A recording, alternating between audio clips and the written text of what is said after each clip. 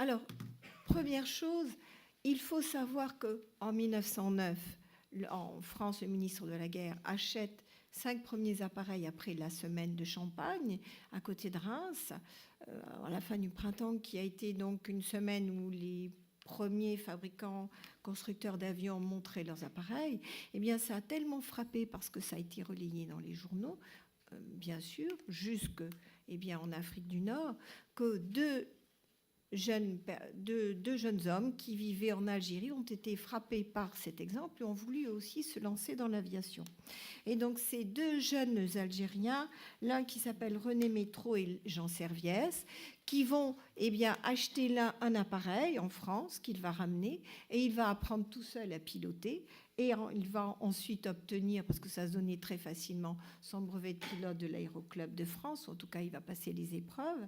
Et puis, ils vont ouvrir l'un et l'autre une école, l'un à Blida et l'autre à Oran. Mais quelques années plus tard, en tout cas 2 ans plus tard, les aviateurs militaires, je ne sais plus, c'est Oran où j'ai dû me tromper, je vais vérifier parce que je ne sais plus. Vous avez raison, j'ai dû me tromper. Je vous redirai après. 2 années plus tard, les aviateurs militaires, eux, partent en Afrique du Nord. Ils partent pour 2 raisons différentes.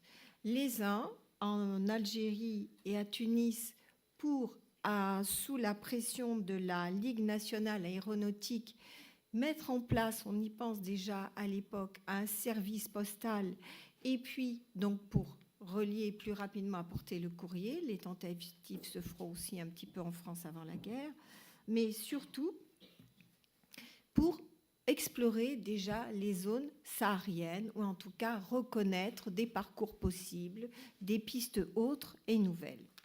Dans le même temps, donc ça c'est en 1912, et une première escadrille va s'installer à Biskra. Et puis la même année, là c'est pour une raison totalement différente, une escadrille est demandée au Maroc, et là elle est demandée et voulue par le général Lyautey, qui estime que l'aviation peut rendre de grands services en suivant les troupes et en opérant tout simplement des reconnaissances à vue. C'était le rôle des aviateurs à l'époque.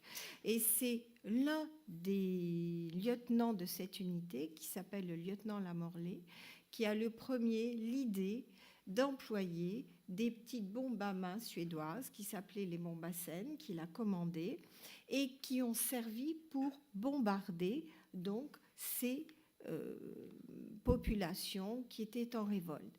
Alors là, ce n'était pas tant pour bombarder les populations elles-mêmes que lâcher des bombes au-dessus des troupeaux. Parce que l'on sait qu'un chef n'a d'autorité que s'il a un troupeau important. Donc le but était plutôt psychologique, parce que c'était des petites bombes à main qui ne faisaient pas grand mal à l'époque, en 1912, mais qui ont joué un rôle certain. Alors, photo suivante, celle-ci est un petit peu plus tardive, elle date de la guerre du Rif. C'est une des rares photos où j'ai pu trouver donc, le maréchal Lyautey, à côté de l'un des appareils qui est un Breguet 14, appareil qui va être utilisé jusqu'au milieu des années 20 dans ces zones d'Afrique du Nord. Et ceci pour vous montrer le rôle et rappeler le rôle très important que Lyautey joue en termes d'aviation. Il va défendre les aviateurs. C'est lui qui va pousser justement au rôle des aviateurs pour la reconnaissance photo, bien entendu, pour l'exploration de toutes ces zones.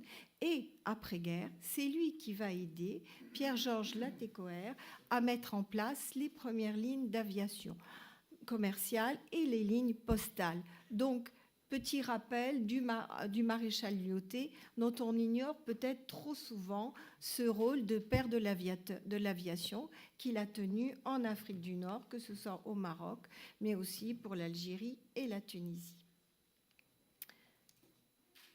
Alors, lorsque la guerre s'achève, je passe à une seconde période, c'est vrai que ces unités que j'ai évoquées vont quitter le territoire. Elles vont être rappelées à partir de 1917 parce qu'il y a des troubles dans la zone du Sahara.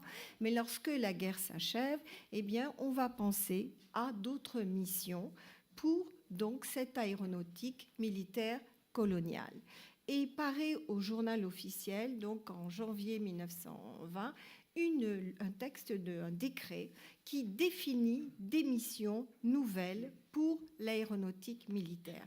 Bien entendu, on rappelle que les missions que j'ai évoquées, c'est-à-dire de pacification, sont toujours importantes, mais ces unités, ces escadrilles vont avoir une nouvelle mission, qui est une mission d'ordre politique et économique, c'est-à-dire qu'elles vont appuyer les gouverneurs, elles vont être à leur service pour des missions d'intérêt dit économique, celles que j'ai évoquées, et politique. Politique, eh bien, pour tout simplement montrer la puissance de la France à l'étranger, la montrer par rapport à nos alliés britanniques, puis plus tard aux Italiens.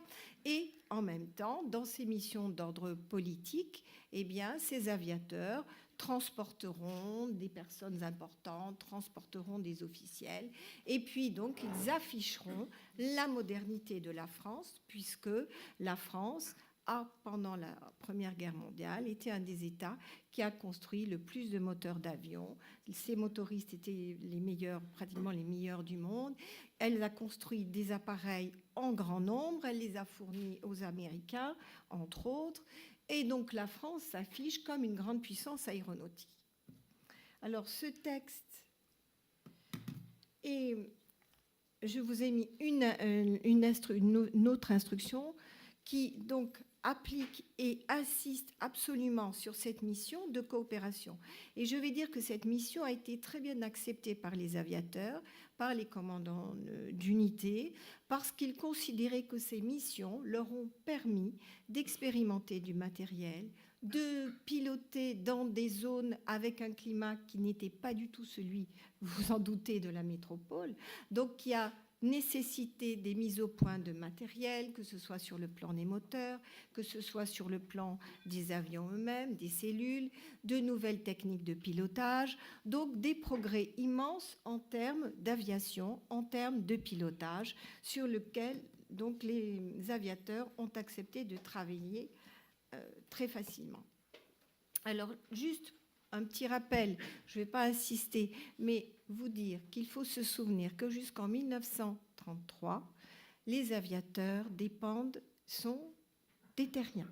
C'est-à-dire qu'en 1922, les aviateurs deviennent une arme, c'est une 5e arme au même titre que le génie, l'artillerie. Et donc, on a réorganisé cette aviation, on est passé de l'aviation de guerre à une aviation de paix. On a perdu énormément de personnel, bien entendu, mais on va récupérer beaucoup d'appareils, en particulier les appareils les plus modernes, métalliques, les Brigade 14, qui sont les avions de la victoire. On va les récupérer et les envoyer en Afrique du Nord en masse. Et on va rassembler cette aviation d'Afrique du Nord en 2 grands groupes. Le 36e régiment d'aviation d'observation. Pourquoi ? Parce qu'il n'y a pas d'aviation adversaire. Donc, on va récupérer des avions de reconnaissance, les Breguet A2, qui faisaient de la reconnaissance à vue, de la reconnaissance photo, et des B2, qui sont des avions de bombardement. C'est le même type d'avion, mais qui pourra assurer, si nécessaire, des missions équivalentes. Et vous voyez un détail particulier, que le 36e régiment d'observation est organisé en 4 groupes, Alger, Oran, Constantine, et que le 4e groupe est à Tunis. Donc l'aviation d'Algérie, en fait, Algérie-Tunisie était reliée, c'était considéré comme un même ensemble. Deuxième aviation, c'est le 37e régiment d'aviation d'observation de Rabat. Celui-ci est un petit peu à part. Pourquoi ? Eh bien, parce que cette aviation des colonies, en tout cas pour les 36e régiments d'aviation d'observation et le 37e, sont en fait classés régiments dits métropolitains. Ils sont rattachés à Lyon. Donc, un certain nombre d'équipages viennent donc tout simplement, même en détachement de la métropole. Ils peuvent y rester 2 ans, mais parfois 3, 4 mois. Et pour ce qui est du régiment, donc, du 37e régiment, lui, il est qualifié de régiment TOE, théâtre d'opération. Donc, pourquoi ? Parce que, eh bien, le Maroc, comme plus tard le Levant, se trouve confronté, je l'ai évoqué, à des trouble. Et donc, pour le Maroc, ce sera la guerre du Rif. Donc, c'est la raison pour laquelle la qualification de 36e RAOTOE, c'est-à-dire Théâtre d'opération extérieure, va demeurer jusqu'en 1933. Ensuite, il y a une nouvelle réorganisation en Algérie, et là, on va requalifier ça de manière plus simple. Les appellations disparaissent, sont rassemblées sous le terme générique aviation d'Afrique, avec 4 groupes d'aviation dits d'Afrique. Alors, 1933 et 1934, eh bien, l'armée de l'air prend le relais, elle obtient son indépendance et elle va faire monter en puissance ces escadrilles, ces unités dans toute la zone d'Afrique du Nord. Et je vous ai montré en 1938, donc à la fois les grandes bases, on les voit, ils sont relativement petits, mais les insignes de toutes ces unités. Et là encore, lorsque l'armée de l'air organise son territoire en régions aériennes, il y a 4 régions métropolitaines et une 5e région qui est considérée comme une aviation métropolitaine, qui est la 5e ERA d'Alger, que le titre restera d'ailleurs jusqu'au départ des Français, ça sera toujours d'Algérie, la 5e ERA. Et là encore, on retrouve le même découpage avec l'aviation de Tunisie, qui est considérée comme une 4e escadre d'aviation d'Afrique. Alors, autre élément sur lequel je vous montre un petit peu, bon, c'est peut-être un petit peu petit parce que j'ai scanné les tableaux de l'excellente thèse de Jean-Baptiste Manchon qui est consacrée à l'aéronautique militaire française outre-mer, avec des pages très intéressantes et très longues, donc consacrées bien entendu aux zones qui nous intéressent. Premier élément que je voulais vous montrer, c'est à la fois les effectifs jusqu'en 1929, que ce soit en Algérie, Tunisie et puis au Maroc. Vous voyez que nous oscillons, ce sont des chiffres qui sont entre 1300 et 1500 personnes, 1700 pour le Maroc, parce que là, on va faire venir même des escadrilles de métropole pour renforcer les troupes, mais que c'est en fait un nombre relativement faible, 1500 personnes, en comptant le personnel dit indigène, c'est-à-dire tous ces personnels qui font toutes les tâches au sol, qui font vivre à la fois une base, depuis tous les petits métiers jusqu'aux plus importants. Détail qui est caractéristique, vous voyez que le personnel navigant, qui est en général du personnel officier, il y a encore des sous-officiers dans l'entre-deux-guerres navigants, ça disparaîtra après la Seconde Guerre mondiale, à partir du moment où l'école de guerre est créée juste avant la Seconde Guerre mondiale, ne peuvent entrer et ne sortent de l'école de l'air que des officiers, comme à Saint-Cyr. Donc, vous voyez que le nombre de pilotes est en fait de personnel navigant est relativement un peu important. On a moins d'une centaine de pilotes. Les autres sont des observateurs. Il y a des sous-officiers qui pilotent, mais ils sont quand même relativement peu nombreux. Et puis, je voulais m'attacher aussi au personnel indigène. Il y a un élément important qu'il faut rappeler, c'est que, eh bien, il n'y a pratiquement pas eu du tout, même pas du tout, très peu. Là, c'était plutôt des Indochinois, des personnels indigènes issus d'Afrique du Nord qui ont piloté. Le général Lapérine a œuvré pour ça, mais il n'a pas été écouté et il voulait d'ailleurs absolument former comme observateurs des Touaregs, des guides sahariens, parce qu'il considérait qu'ils étaient les mieux adaptés à ce type d'activité. La question a été soulevée longtemps, jusqu'en 1924 en Algérie. Il avait même l'accord du général qui commandait le 19e corps, mais l'intervention due à la guerre du Maroc a fait bloquer toute cette évolution, parce qu'on est parti du fait que ces observateurs issus des populations dites indigènes pourraient trahir ou ne pas donner de bonnes analyses, et donc ceci a été abandonné. Mais en revanche, il y a une personnalité qui a été le seul observateur qui est devenu ensuite photographe, qui était donc d'origine, qui était un Kabyle, le capitaine Mamfouf, qui a été soutenu à la fois par le colonel Vuillemin, le colonel Weiss, puis colonel Armango, qui tous trois deviendront généraux d'Orville, mais un chef d'état-major de l'armée de l'air, donc juste avant la Seconde Guerre mondiale. Et ce capitaine Mafouf a été soutenu dans sa démarche, mais pour avoir le droit d'être observateur, il a dû quitter donc le code indigène, devenir citoyen français, et c'est la raison pour laquelle donc il s'est imposé comme une personnalité extrêmement reconnue. Il a d'ailleurs fait laissé une collection de photographies de très grande qualité. Et en 1935, il a même été envoyé à Versailles. Il a été formé commandant de bord. Et il a été un des premiers commandants de bord, après, sur des compagnies donc civiles. Il est le seul cas que j'ai pu donc trouver de cet exemple. Et je pense que là, sans doute, peut-être a-t-on perdu une chance extraordinaire.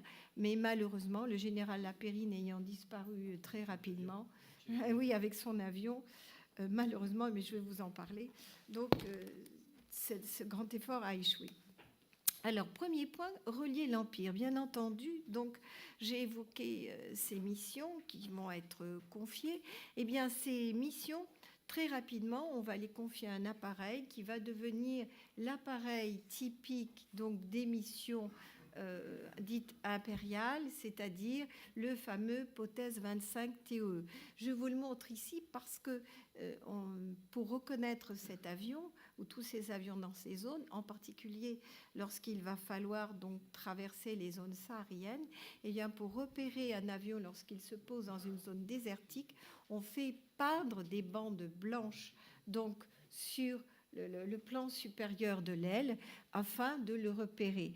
Et dans un autre sens, c'est pas du tout la même chose, mais au moment de la Seconde Guerre mondiale, les avions alliés avaient des ailes, enfin des mêmes bandes blanches, mais peintes sous l'aile dessous pour que les troupes alliés ne tirent pas sur leur propre appareil. Donc vous voyez que ces signes de reconnaissance sont toujours utiles, quelle que soit la position où nous nous trouvons. Alors, ces premières missions, qui sont des missions donc, que j'ai évoquées pour relier, eh bien, vont être confiées très rapidement. Et la première mission qui est confiée, tout simplement, ce sera celle de porter des courriers. Parce que, eh bien, on va se dire que pour relier les petits bords, pour relier les postes isolés, eh bien, l'avion est d'une utilité extraordinaire. Et jusqu'en 1935, à peu près, les aviateurs vont assurer de manière irrégulière, épisodique, ces missions de courrier.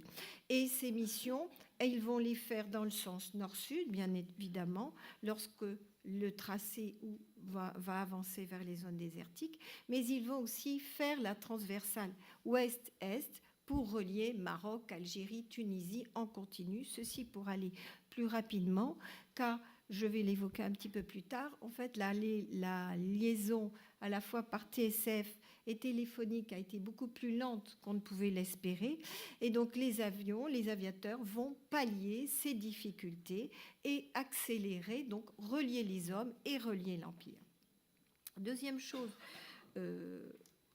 aussi, donc là, on va confier à ces aviateurs, donc voici un de ces nombreux petits postes. Alors, ces aviateurs ont aussi pour donc mission de photographier. Et ces photographies, elles sont bien entendu des photographies, comme vous voyez ici, de type officiel, lorsqu'on a une revue des troupes à Colombéchard. Elles vont permettre aussi, et ça c'est très important, de cartographier toute cette Afrique du Nord. Autant l'Algérie avait été cartographiée, je dirais, à pied par les troupes depuis 1830, autant la Tunisie, le Maroc ne présentent pas ces mêmes caractéristiques. Or, la France, pendant la Première Guerre mondiale dès 1915, s'est imposée comme l'État, le pays, le belligérant, qui le premier a confié à toutes ces unités dites de reconnaissance la mission de photographier et de cartographier le front. Pourquoi ? Parce que même au moment de la Première Guerre mondiale, les cartes qu'on avait utilisées étaient trop âgées, elles avaient plus de 50 ans, et les aviateurs avaient pour seconde mission de régler le tir des artilleurs. Or, les cartes étaient inexactes, les artilleurs ne pouvaient pas régler leur tir, donc les aviateurs ont eu pour mission de photographier. Et donc, ce sont les Français qui vont mettre au point des techniques de photographie dites verticales à haute et moyenne altitude, depuis 3 points différents. À la même altitude, on photographie des zones, puis ensuite on fait des photographies dites obliques à plus basse altitude qui permettent de repérer les courbes de niveau. On prend des points géodésiques et ensuite, par un procédé stéréoscopique, on va reconstituer les courbes de niveau. Les photos sont assemblées, on prend des calques et puis on dessine. Et cette cartographie complète du Maroc et de la Tunisie va prendre à peu près une bonne quinzaine d'années, hein, mais elle va permettre d'avoir des cartes précises. Et ces cartes précises, elles sont utiles et nécessaires parce que le grand projet, qui est le projet de mettre en place une ligne de chemin de fer du transsaharien, cette ligne pour laquelle les aviateurs vont travailler, de même que les troupes terrestres avec des reconnaissances au sol, est un objectif qui va durer pendant plus d'une quinzaine d'années. D'où ce rôle des aviateurs, qui est un rôle essentiel pour pouvoir travailler, assembler et découvrir ces terres et ces zones. Alors, deuxième point qui revient à ce que j'évoque, eh bien, pour travailler, les aviateurs vont se plaindre que, et bien entendu, l'appareil dont ils disposent, le briquet 14, n'est pas du tout adapté aux zones. Cet appareil, eh bien, il doit affronter des vents de sable si on s'aventure vers le désert. Donc, le sable s'infiltre partout, abîme les moteurs. Le radiateur avec l'eau, eh bien, l'eau s'évapore avec la chaleur. Donc, les aviateurs s'étaient débrouillés. Les Français ont toujours la grande habitude du système D. Et là, ils ont été vraiment champions sur les Breguet 14 parce que tout se décollait. Donc, ils avaient pris l'habitude de cannibaliser, c'est-à-dire de prendre des pièces sur des appareils abîmés et puis d'en remonter d'autres. Mais à force de plaintes, de demandes des commandants et puis de soutien du maréchal Lyautey, eh bien, la maison Potez transforme un appareil, le Potez 25, en Potez COE, c'est-à-dire complètement adapté pour la zone. Alors, cet appareil est de même taille qu'un Breguet 14, à 9 mètres de long, il embarque 2 personnes. C'est un appareil qui, bien entendu, est ouvert, donc quand vous allez dans des zones bien où il fait chaud, vous prenez vraiment la chaleur. Puis quand vous montez jusqu'à 4000, 5000 mètres, eh bien, la température descend largement au-dessous de zéro, donc bien, des conditions difficiles pour les aviateurs. Donc on va l'adapter, cet appareil, en mettant un deuxième radiateur, hein, donc ce qui permet bien d'affronter les coups de chaud. On va renforcer ses ailes, on va lui mettre une hélice avec des pales métalliques et un moteur cadencé qui évite donc de caler en cas de vent violent ou de sable. Et puis surtout, on va lui donner, lorsqu'il se lance vers les zones sahariennes, un équipement particulier qu'on appelle l'équipement BILMA. Et bien, pourquoi ? Parce que si un avion tombe en panne, eh bien, lorsqu'on est à 1000 km, c'est pas toujours facile d'envoyer quelqu'un vous porter à réparer. Donc, il faut que l'observateur, qui est en même temps mécanicien, comme le pilote, hein, qui doit savoir réparer son moteur. On a l'exemple de Saint-Exupéry, où tous les pilotes de l'époque, c'est des gens qui mettent les mains dans le cambouis. Hein. C'est pas comme maintenant qu'on met l'ordinateur pour vérifier ce qui se passe dans le moteur ou dans l'appareil. Et donc, eh bien, c'était pareil, je voulais marquer, donc est équipé de ce qu'il faut. Un réservoir d'eau potable, une deuxième roue qui est accrochée au lance-bombe, là qu'on ne voit pas, et je vous indiquais tous les éléments, le matériel de dépannage, des cales de blocage, parce que s'il y a du vent, il ne faut pas que l'avion soit retourné. Hein, et donc... bien entendu, sont dans un état encore plus dramatique, et tout ce qu'il faut. Donc, voici l'appareil qui va être l'appareil qui va servir donc à explorer toutes ces zones. Et puis, on va bien entendu mettre des infrastructures. Alors, on va construire des bases et des principales avec des terrains en dur, des hangars métalliques, et puis des baraquements en bois qui sont inspirés ou en dur de ceux de la Première Guerre mondiale. C'est ce qu'on appelle des baraques quadrillants. Et donc, ces terrains de basses et grandes infrastructures se multiplient dans les grandes villes, mais on va aussi mettre en place des terrains secondaires près de localités, où on va trouver une infrastructure plus minimale, mais où il y aura donc toujours des hangars, il y aura aussi le matériel de base pour réparer un avion, il y aura de l'essence, et puis il y aura aussi, très important pour les aviateurs, eh bien, une station météo. Pourquoi ? Parce que, bien évidemment, depuis la Première Guerre mondiale, on s'est rendu compte que, tout le monde le sait, un avion, ça ne décolle pas par n'importe quelle condition. Ces avions sont quand même encore fragiles. Le potèse est moitié blanc, moitié métallique, moitié bois. Donc ça travaille en fonction des conditions. Et puis on ne peut pas envoyer des avions ou par brouillard ou par neige en haute altitude lorsqu'on va dans des zones élevées, affronter des conditions difficiles. Pas plus qu'on ne les envoie par grosses tempêtes de sable. Et donc c'est la raison pour laquelle, je l'ai dit, on va appuyer au maximum le système de TSF, car depuis la fin de la guerre, les avions sont équipés d'appareils qui émettent et reçoivent. Mais ces radios sont quand même lourdes. Or, les équipages doivent emporter, je vous l'ai dit, une quantité énorme de matériel pour se sauver en cas de difficulté. Donc, on ne peut pas leur mettre des radios qui émettent suffisamment loin. Puis, il n'y a pas de pilote non plus pour recevoir. C'est la raison pour laquelle les petits terrains secondaires vont être installés près des postes, près des bords, pour qu'ils puissent y avoir le plus possible une station qui reçoive ou émette en cas de difficulté que rencontrent les pilotes. Et puis, on va aussi mettre des petits terrains, je crois que je les ai mis après, je vais revenir, des terrains.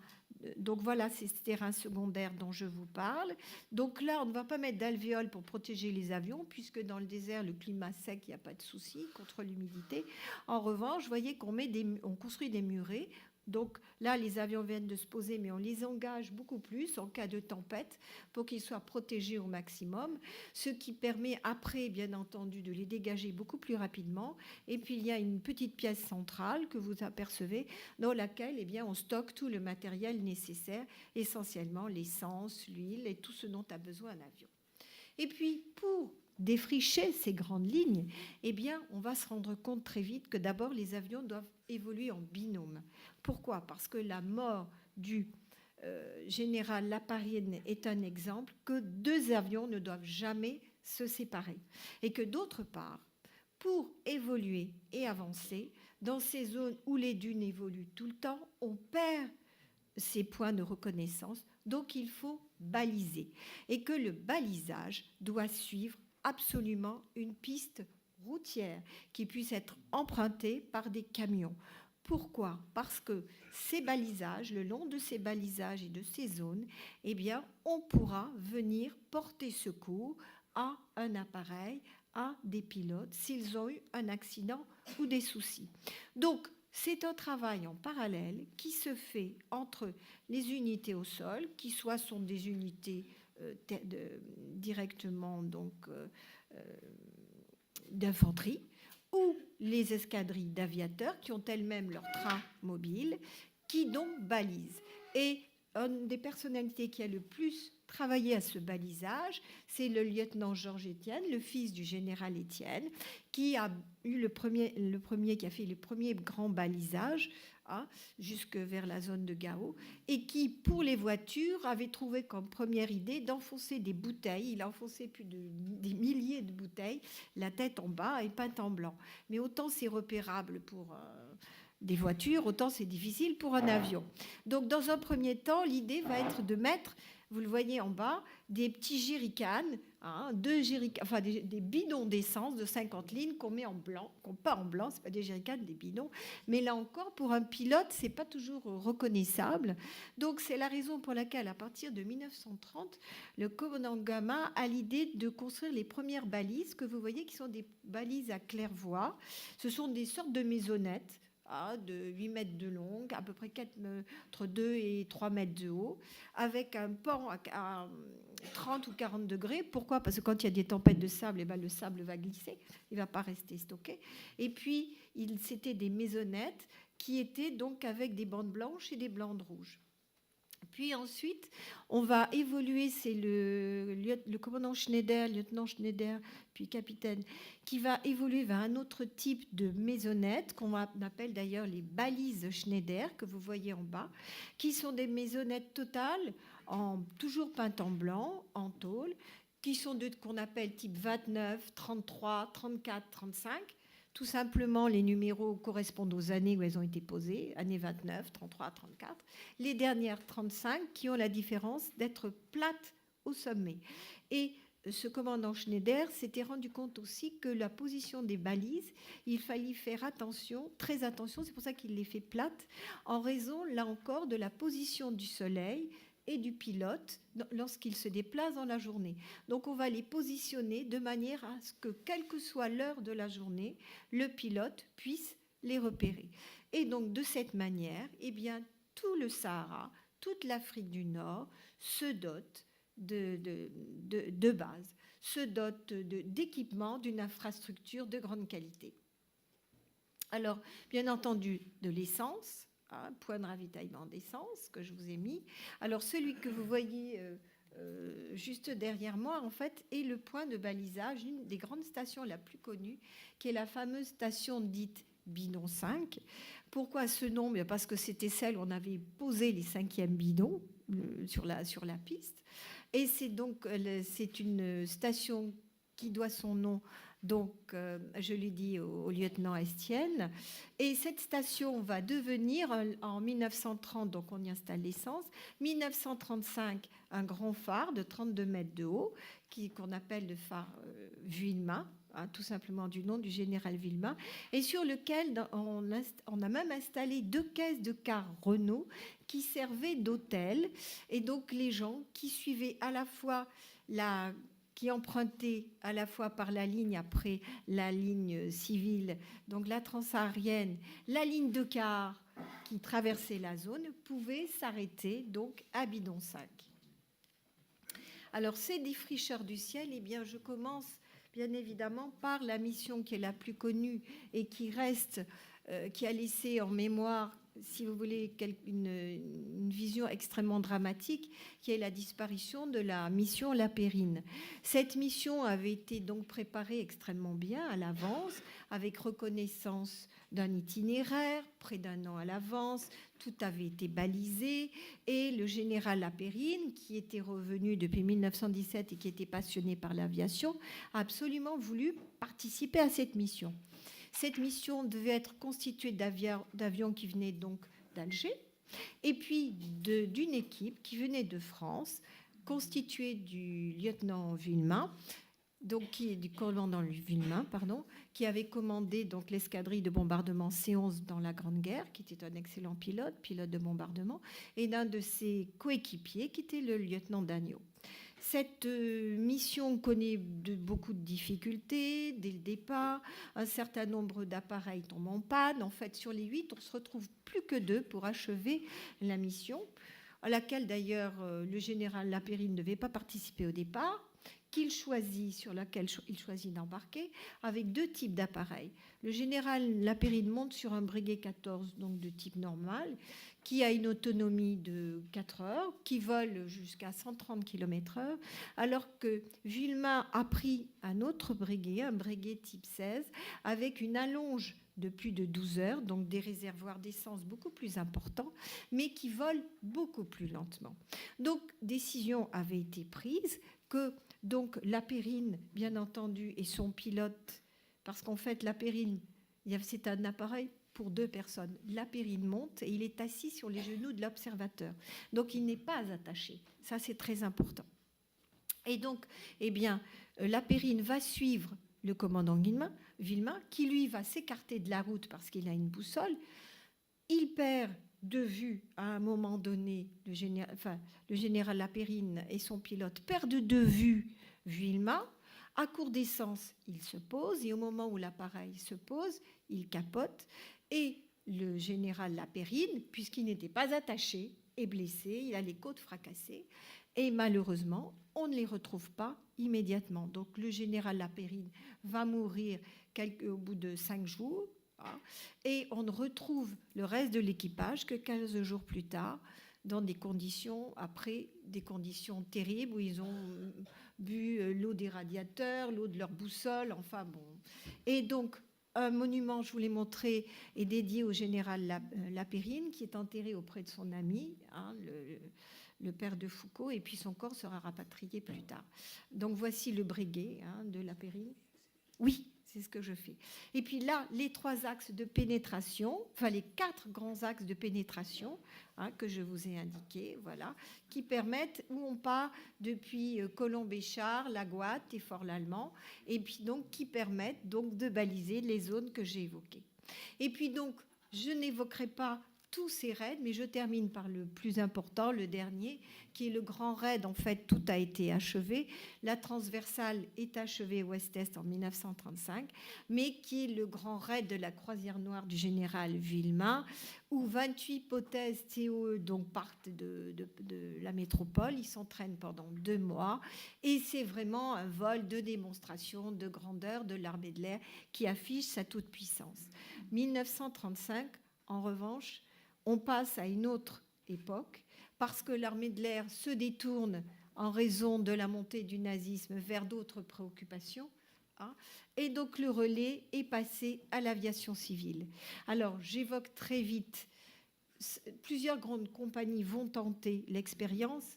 Le seul qui va être le plus soutenu et qui va laisser dans la mémoire populaire une image extraordinaire, eh bien, c'est la ligne, donc les lignes de la TECOR, dont Didier Dora était le patron, vous le savez tous, et dont 2 grands anciens pilotes de ce qui n'était pas encore l'armée de l'air se sont illustrés, Mermoz et Saint-Exupéry. Et je vous ai mis une photo donc du fameux Cap Juby où Saint-Exupéry est chef d'aéroplace en 1926. Alors ces bâtiments à lui sont tout au fond, et vous voyez là encore un phare qui permet de repérer. Et puis autre personnalité que je vais évoquer, alors là vous voyez donc le plus à droite avec sa canne, c'est le commandant Dagneau. Dagneau qui est à l'origine, lui, de la compagnie d'Air Afrique, hein, car son rêve, il a fait de nombreux raids avec Villemain. Le général Villemain a accompli plus de 7 raids en Afrique, dont 5 en Afrique du Nord, enfin 5 raids au total, 7 au total, dont un jusqu'au Caire. Et Dagneau, quand même, il faut le savoir, c'est un pilote. Il a été blessé dans la Grande Guerre, amputé, et il a continué à piloter. C'était quelqu'un d'un courage extraordinaire. Et il meurt d'ailleurs, fait partie des premiers qui disparaissent en 1940.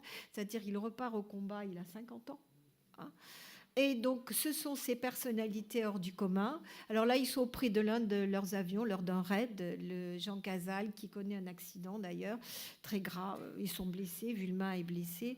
Et donc, c'est le relais maintenant, compagnie commerciale. Donc, dans ces compagnies, 5 compagnies résistent. Et finalement, bon an, mal an. Et en 1933, eh bien, le ministre de l'Air demande qu'elle fusionne, et ces compagnies sont à l'origine d'Air France, tout simplement. Et puis je passe à une chose toute simple qui est les aéroclubs. En Afrique du Nord, eh bien, la passion dès 1930 avec les fêtes du centenaire pour l'aviation revient, largement soutenue par Villemain et ensuite par le ministre de l'Air Pierre Cotte, qui autorise les pilotes de l'armée de l'air à former gratuitement les moniteurs des aéroclubs et les pilotes d'aéroclubs. Et donc, eh bien, va venir la mode du tourisme. Et donc, je vous ai mis une carte avec les terrains d'atterrissage. Bon, il y en avait plein d'autres. Et cette grande mode du tourisme qui va faire qu'on va organiser des rallyes dans le Haut-Gard, que les 2 grandes figures pour l'armée de l'air de femmes pilotes, Maryse Hills et Maryse Bastier, se posent dans ces zones. Donc, en fait, l'Algérie va se couvrir de 90 aérodromes civils pour le tourisme, 32 aéroclubs, et va vraiment être une terre d'aviation, comme je vous l'ai indiqué. Et puis j'achève avec une carte là de tous les terrains militaires d'Afrique du Nord. Cette carte, vous le voyez, vous montre un maillage extrêmement serré, important. Vous allez me dire, mais pourquoi c'est en allemand ? Eh bien, parce que tout simplement, cette carte nous vient des fonds allemands. Je rappelle que Villemain, qui était un passionné d'aviation, fait passer 2 jours avant l'armistice signé, donc, les meilleurs appareils en Afrique du Nord, les appareils les plus récents, les chasseurs qu'on avait jetés aux Américains, et ils vont être stationnés en Afrique du Nord parce qu'ils pensaient que de là les combats pouvaient continuer, et que là, eh bien, on a les mécaniciens, on a toute l'armature que le général de Gaulle va récupérer lorsqu'il va s'installer à Alger. Voilà, je vous remercie.